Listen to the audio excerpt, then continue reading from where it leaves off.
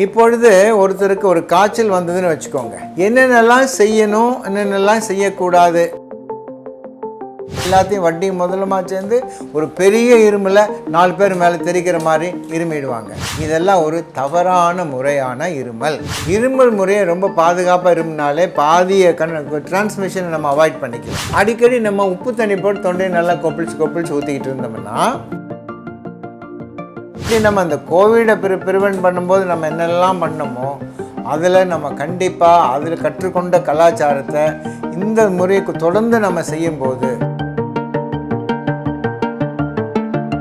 இப்பொழுது ஒருத்தருக்கு ஒரு காய்ச்சல் வந்ததுன்னு வச்சுக்கோங்க, என்னென்னலாம் செய்யணும், என்னென்னலாம் செய்யக்கூடாது அப்படின்னு நீங்கள் டாக்டர்கிட்ட நிறைய சமயங்களை கேட்க வேண்டிய கட்டாயத்தில் இருக்கிறோம், நீங்களும் நானும். இதெல்லாம் செய்யலாம் அப்படின்னு வரும்போது கண்டிப்பாக பாதுகாப்பாக இருமலாம். அந்த எப்படி பாதுகாப்பாக இருமுவது என்பதை நான் ஒரு செயல் மூலமாக நான் செஞ்சு காமிக்கிறேன். எப்படி இங்கே பாதுகாப்பாக இருமுறது அப்படின்னு சொன்னால், நோயாளிகள் எப்படியெல்லாம் என்கிட்ட செஞ்சு காமிச்சாங்கன்றதை முதல்ல நான் சொல்கிறேன். பாதுகாப்பாக எப்படி இருமுவீங்க அப்படின்னு கேட்டால், முதல்ல என்ன செய்வாங்க, தன்னுடைய வலது கை எடுத்து இப்படி வச்சு அப்படி இருமுவாங்க. ஸோ இதை விட எப்படி பெட்டராக இருமலாங்க பாதுகாப்பாக அப்படின்னு கேட்டால், 2 கை எடுத்துட்டு இப்படி இருமுவாங்க.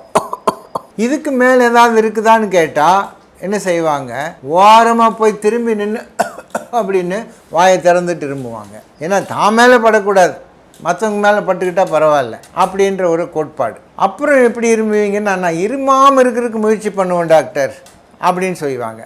அப்படி இருமாமல் இருக்கிறதுக்கு கொஞ்ச நேரம் தான் முயற்சி பண்ணுவாங்க. அப்புறம் பார்த்தா எல்லாத்தையும் வட்டி முதலமா சேர்ந்து ஒரு பெரிய இருமில் 4 பேர் மேலே தெரிக்கிற மாதிரி இருமிடுவாங்க.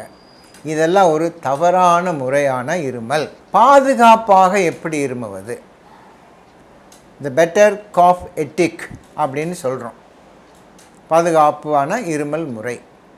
இடது கையை இப்படி தூக்கணும், அந்த இடது கையை இப்படி மடிச்சுக்கணும், நான் செய்கிற மாதிரி செய்யணும்.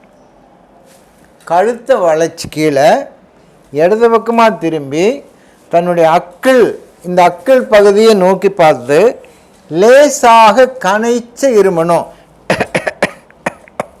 அப்படி இருமணும். ஸோ இந்த கையுக்கோ வாய்க்கோ 2 கையுக்கோ எந்த விதமான கான்டாக்ட் இருக்கக்கூடாது. சில பேர் ரொம்ப புத்திசாலித்தனமாக எப்படி இருமுவாங்கன்னா, தான் கையில் இருக்கிற கர்ச்சீஃப் எடுத்துப்பாங்க. நான் கர்ச்சீஃப் வச்சுருப்பேன் டாக்டர் எப்போவுமே. எத்தனை கர்ச்சீஃப் இங்கே வச்சுருப்பீங்க? அஃப்கோர்ஸ் ஒரு கர்ச்சீஃப் தான், ஆனால் அது சுத்தமாக தான் இருக்கும். அதை நான் நல்லா இப்படி பிடிச்சி அப்படி பண்ணி இப்படி நல்லா அப்படி மூடி திருப்பியும் பத்திரமாக பாக்கெட்டுக்குள்ளே வச்சுப்பேன். அடுத்த முறைமல் வந்து என்ன பண்ணுவீங்க, அதே கர்ச்சீஃபை எடுத்து எந்த பக்கம் இருமினோ அந்த பகுதியை கண்டிப்பாக தவிர்த்து அதுக்கு அடுத்த பக்கத்தை இப்படி திருப்பி அதில் இப்படி அப்படி இருமி வைப்பேன்.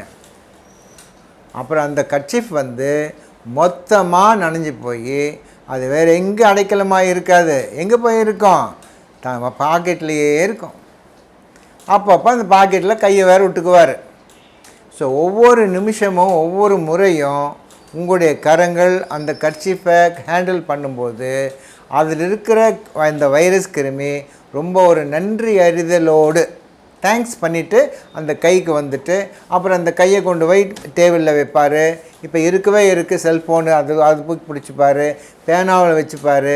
இங்கிருந்தெல்லாம் அந்த கிருமி வேகமாக பரவும். யாருடைய உதவி இல்லாமல் அது பாட்டு கண்டிப்பாக பரவிட்டே இருக்கும். எனவே தான் இந்த காலகட்டத்தில் ஒரு ஃபீவருன்னு வரும்போது, இருமலுன்னு இருக்கும்போது பாதுகாப்பாக இருமிட்டு இந்த கையை கான்டாக்ட் பண்ணுறதை அவாய்ட் பண்ணிவிட்டு டிஷ்யூ பேப்பர் எத்தனை வச்சுக்க போகிறீங்க, ஒரு 2 வச்சுருக்கலாம். அப்புறம் அதை என்ன பண்ணுவீங்க, இருமி கடைசியில் கீழே போடுவீங்க.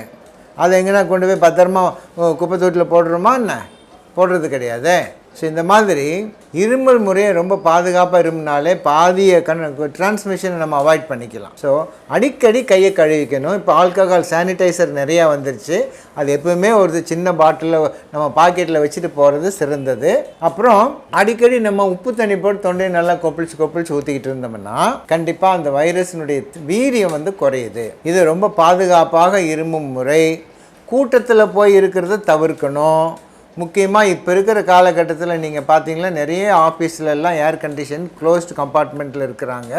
யங்ஸ்டர்ஸ் ஜாலியாக போய் எங்கே உட்காந்து ஒரு ஆளோடு போவாங்க. அப்புறம் நாளைக்கு பார்த்தீங்கன்னா அந்த கேபின் இருக்கிற எல்லாருக்கும் அதே மாதிரி கம்ப்ளைண்ட்ஸ் வரும். ஸோ இதெல்லாம் நம்ம அவாய்ட் பண்ணணுன்னா நீங்கள் உங்களை தனிமைப்படுத்திக்கிங்க. ஒரு குறைஞ்சபட்சம் ஒரு 6 அடி வித்தியாசத்தில் நீங்கள் இருக்கிறதுக்கு பழகிக்குங்க. ஸோ இது எப்படி நம்ம அந்த கோவிடை ப்ரிவென்ட் பண்ணும்போது நம்ம என்னெல்லாம் பண்ணமோ அதில் நம்ம கண்டிப்பாக அதில் கற்றுக்கொண்ட கலாச்சாரத்தை இந்த முறைக்கு தொடர்ந்து நம்ம செய்யும்போது நிறைய பரவுகிற தொற்று நோய்களுக்கு ஒரு பெரிய விடுதலை கிடைக்கும்.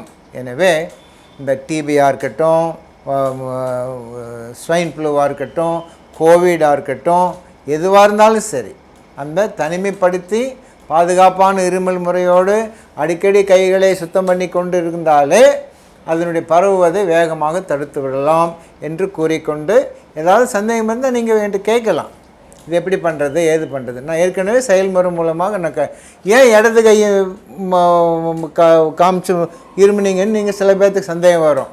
ஏன்னா வலது கை நிறைய பேர் வழக்கமாக யூஸ் பண்ணுறோம். அதனால் என்ன தம்பி அப்படின்னு சொல்லி நம்ம அப்போ இந்த கை தான் எடுத்துகிட்டு போய் தோள் மேலே தோடு போடுறோம். ஆகவே தான் இந்த இடது அக்கில் அதை நோக்கி நம்ம அப்படி கணிச்சு லேசாக இருமினா போதும். நிறைய சமயங்களில் நமக்கு இருமலுக்கு ஒரு ரிலீஃப் கிடைக்கும், அந்த வைரஸும் பரவாமல் இருக்கும். இதை தயவுசெய்து மனசில் வச்சுக்கிட்டு எல்லாருக்கும் நீங்கள் சொல்லும்படி உங்களை அன்புடன் கேட்டுக்கொள்ளுகிறேன்.